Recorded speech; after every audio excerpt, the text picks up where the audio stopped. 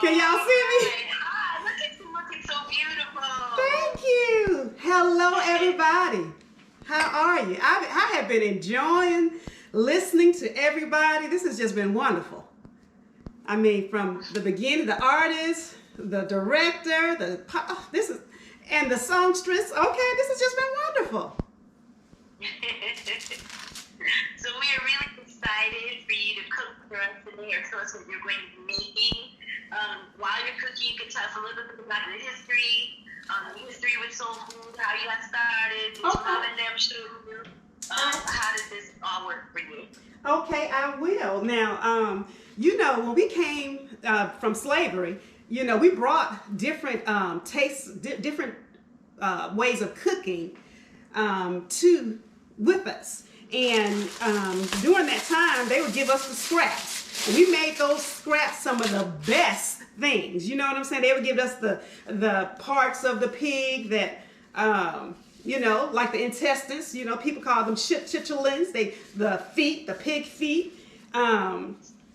Just all of that. But we knew how to season. We knew how to go to get the herbs from the garden. And we just seasoned up the food so good. Even the greens and that kind of thing. We just know how to season our food. So I come from a long list of cooks. But I get I named my business Dr. Shell's Soul Food Cooking because my grandmother, every summer I would spend the summer with her. And she would show me how to cook, she would cook 3 meals a day back then. And so she would make sure that she had grits and eggs in the morning. I used to want to go to the Waffle House so bad back then, but honey, she was not having it. She would just make me a nice size hamburger. She said, "This is your Waffle House," and some home fries. But honey, that was some of the best cooking ever. Some of the best cooking ever. So they inspired me. Then later on, as I got married, my husband was raised. He's my ex-husband now. I'm looking, you guys, but okay, I digress. No, they're going to find me. I'm not looking for them. They got to find me. They'll find you. That's right. So, but as we were getting married, he liked the way they cooked. And they were 83 and 85. So I went to them. Now, they were the type of people, had a garden. They would get the greens from the garden, pluck those leaves out, put the hulls off the, I'm going to turn this down just a little bit, off the corn, shuck the corn, and all that kind of thing. So I began to learn how to cook soul food like that. So that's just the way I've been raised. Now, a lot of times people say they want to do it healthy, but this is a good old-fashioned recipe. So if y'all have y'all cube steak, I already have seasoned it up a little bit. Now, I don't know about you guys, but this is Dr. Shell's Soul Food Seasoning, okay? This is an all-purpose seasoning. I'm going to because I like to season my meat first before I even begin to cook. Okay, and just season it, and don't be afraid of your seasoning. Season it up. Don't be too heavy-handed, but season it up. We're gonna add the flour in. This is a cup of flour because we gotta put our things in there. This is the onion powder. This is the garlic powder. Some pepper. If you want to ask me some things, you can, and some of the salt. Okay. So are there any students that'll follow me along as we're going along? I'm hoping that maybe they're at least looking. We're definitely recording so that we can retell this again so that we can probably have a session where we can actually do this. Okay, awesome. We're happy that you're doing this with us. Okay, well, great. And so then you want to kind of dredge your meat in the, and you want it to look just like that. Not too much. I'm going to put it on there. Now, you could have a bag, back in the day, my grandma had a brown bag, honey, and she just shake it up, baby. Just shake it up in there really, really good, but I'm just going to dredge it in there. And we're going to do the other one. I already have my oil in the pan, and I'm using just some regular Crisco, okay? And I have a little bit of butter, real butter, not margarine, because real butter. Everything tastes good with butter, okay? And now I'm going to put these slices in here, and I'll show you guys how it would look a little bit. I'm cooking on a gas stove, so I'm cooking mine kind of on a medium high. Is there a particular oil that you like to use? Or? I like Crisco for frying. I like extra virgin olive oil if I'm making, like my own salad dressings and that kind of thing. I like a little grapeseed oil. When I'm deep frying or frying something lightly fried like I'm doing these, Crisco is, like what I use. But, I like to kind of cook with different oils, but it kind of depends upon it. But for this, Crisco is it. So soul food is just in my bones. It's food for the soul. For me, whenever we're having a great family activity, it surrounds around food most of the time. If somebody passes away, we have a big thing of food. I'm a new grandmother. I'm a Mimi, you guys. I have a 14-month-old. So I'm really excited about that. And so, of course, for the baby shower, we had food, So soul food reminds me of just good times and celebrations. Right. And really the good and the bad. Do you remember your very first dish that you cooked on your own? Yes. My very first dish, you guys, was fried chicken, okay? And I didn't do a good job at it. That's why I had to go on and call my grandmother and all them. Now, I have a nice size cast iron. She actually gave me a cast iron skillet. And she seasoned that skillet. So what that means is she put a lot of oil in it and she put it in the oven on a very high heat and let it just, cook. Then once she took it out, she let it cool down and put a little bit more on there, put it back in there. So it has a really nice shine on it. It's sort of like a non-stick pan almost, because they would season the pan. But it makes some of the best fried chicken and cornbread, honey. You gonna eat your cornbread, baby? Some of the best. I'm sure. My mouth is watering. Yes, I'm just gonna kind of show you guys how it's looking right now. I'm gonna let it brown on each side for about 4 minutes on each side. But I want to also tell you guys that now I have been cooking over 30 years. Now I birthed my Dr. Shell's Soul Food Cooking during the pandemic, okay? So when you all talked about things that you can do, you're never too old to birth a new idea or do any of those type things. As a profession, I'm an IT consultant, so I've been doing that over 20-something years. But during the pandemic here in Atlanta, they shut down all of the restaurants and, people still had to work and eat.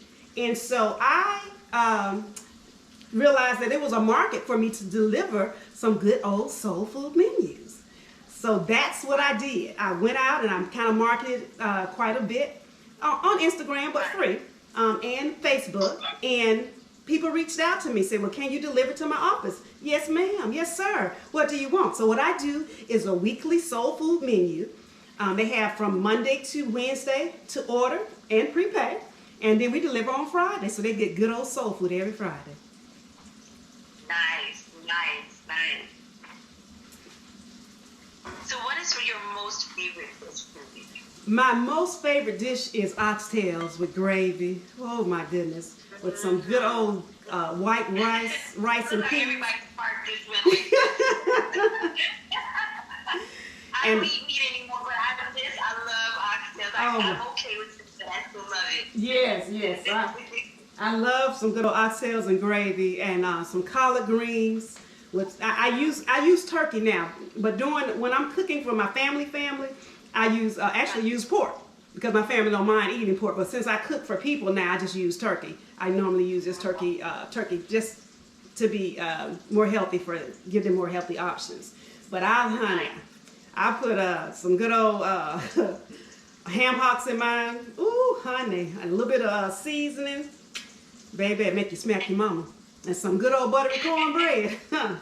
Honey, yes, ma'am, yes, sir. Absolutely. Do you make any desserts at all? I make a very good lemon pound cake and a chocolate chip pound cake and a very good sweet potato pie. So those are my specialties. When people want things outside of that, then I hire a baker. I have a really nice lady who I'm gonna have a key lime pie cake on the menu this week, and so I just ordered that out. So cooking is my preferred thing, but I do bake as well. Right. Now I can make some good old homemade biscuits, baby. And we call this down here in the South. You sop them with some syrup, we got this thick little syrup, honey. You pour that over there with some nice butter, and you don't need, hey, you don't need to get proper with me. Use your fingers, sop it on up in there, honey, and just go on and eat it. Just like that. Just like that. So I'm going to turn. How long does that usually take with your cube steak? The cube steak really takes about, it's probably going to take about 10 minutes because it's like, no, let's say 20 minutes because 4 minutes on each side to get them done. And then our little gravy. So we're almost there. We're not too far. Once they brown on the other side, then I'll just make the gravy, let them smother in the gravy, and we're done with it. Nice. All right, 1 second. I'm excited to see what it's going to look like. Yes. It's already, if you can smell the smells in here. Oh my goodness. It smells. So who would you say besides your family? Is there anyone in particular or anyone that you look up to or anyone that you might know who's out in the public or who has inspired you? As far as cooking goes or just in general? In cooking or in general, I mean, okay. What words would you like to impart on our students in terms of just like really following the truth? Well, I think you yourself decided to, move forward during the pandemic, and it's been great. Well, I think like a really empowering thing. So.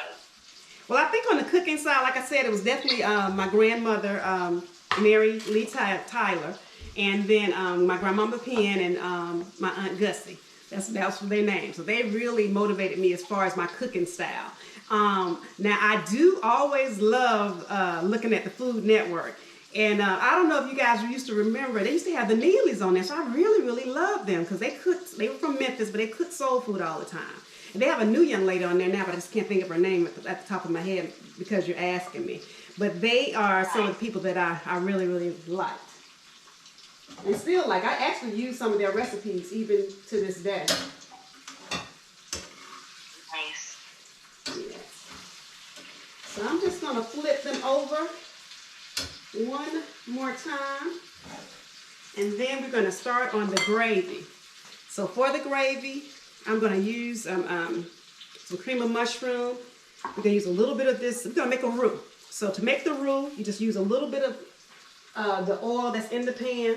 I'm going to drain these off first real quick. And I actually thought I was going to have a little assistance in here to bring my camera up closer, but I'll just show you guys. With everything zoomed these days. Yes, it is. And if I meant to say, I don't know if I'm speaking for everyone, your kitchen looks delightful. Oh, thank you. It does. Looks like it must be fun to cook in there. It's one of my fun places. And as a cook, you want a place that you like to cook in. You know what I'm saying? You don't want to have an area that you don't want to cook in. Now you want to keep the drippings. I just want to kind of show you. It's always a little bit of drippings. You need these because this is good. Okay. Good flavor. So I'm just going to add a little bit of this flour, and I'm making a roux to start the gravy. Right. And there's a constant turning you have to do, of course, right? So there's no lumps, or is it okay if there's lumps? What'd you say? Is it okay if there's a little lumps in the roux, or do you have to keep stirring? Well, I like to get mine kind of smooth like that, but because I'm going to add a little bit of water, it'll smooth it out. Okay. Yeah. And then we just kind of turn it up a little bit. And you want to I like to bring mine to a little boil before I add the cream of mushroom to it. And the roux is just to kind of give it a little thickness. Okay. And that's really, see how it kind of looks just like that. So I already got some thickness to it. So I'm going to add I use a knife to get this cream of mushroom out of here. And when you cook, you add your own flavor. You add your own flavor. If you like onions, use onions. If you don't like cream of mushroom, then use cream of onion, cream of celery. You know, cooking is all about your taste and what you like. Right. So don't ever feel like, you know, you just take a menu and a recipe and you just make it your own. Right. You just make it your own. So do you also make some mac and cheese? I know you make some mac and cheese. Absolutely. Absolutely. You see how that's already got really creamy? Nice. So we're going to go on and add, I'm going to go on and add a little bit of browning to this just because I like my gravy a little bit darker. But I do make a very good macaroni and cheese. It's on the menu pretty much every week because it's just one of the favorites. Right. It's just one of the favorites. So I just added a little bit of browning just so now you see how that looks so good. Yes. So I'm going to add the cube steak back into. Somebody just said you got them craving some of the Amanda's pudding. It's so real. Yes, yes. Absolutely. So I'm going to let that just kind of come to a nice little Have you been passing some of these traditions on to your children, family members, just so that you can keep that energy of soul food going? Well, I am doing a cookbook. And a couple of, well, one of my daughters is vegan. So she is always trying to make a soul food dish that's vegan. So I've been working with her on that. And then my middle daughter, she can cook. She cooks very, pretty good. My sisters, always try to assist me because I'm the cook for Thanksgiving, all the holidays. So they try to assist me and try to make different things. But what I decided to do is just get a cookbook and start the cookbook so that I can at least leave that legacy of the recipes. I think that's a beautiful thing. Yeah, so I'm really excited about that. Oh yeah, that's coming along very nicely. Nice. I'm going to plate it up for you guys just so you can see the finished product. Oh my goodness. See, we can't eat it. Oh my goodness, yes. I'm excited and I know I'm going to eat it. For browning, what did you use for browning? Oh, for the browning? It's by Grace. And you just add a little bit. Grace browning. Mm-hmm. Okay. I'm going to get another plate, you guys. Sorry to get off camera. Thought I had everything.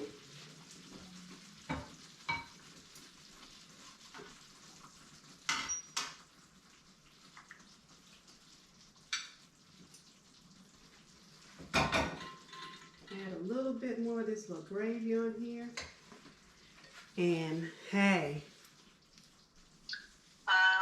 That looks so good. And We are done. I'm already imagining some mashed potatoes on there. Yes. Other yummy stuff. Yes, some mashed potatoes, some sauteed spinach, or a nice thing of rice will just be the perfect accompaniment for it. And then, like you said, if you like cornbread, a little cornbread, or, a nice dinner roll or something such as that. Absolutely. And this is something that the kids can cook themselves. This was fairly easy. It was not hard at all. Exactly. And it doesn't take too long to cook either. Yeah, it doesn't take too long at all. That is absolutely beautiful. Does anyone have any questions about what Dr. Shell is making or has made? This is so beautiful. Thank you so much for sharing that with us. And we'll be looking out for your cookbook. Please, when that comes out, let us know so that I can tell the whole school community about that. Okay, we'll do. We appreciate you. And that definitely can go to my website, drshellsoulfoodcooking.com. Okay, yes. Thank you. Absolutely. Thank you so much. Thank you. And thanks everyone for participating today in the Black History Showcase. I'm looking forward to more events as usual.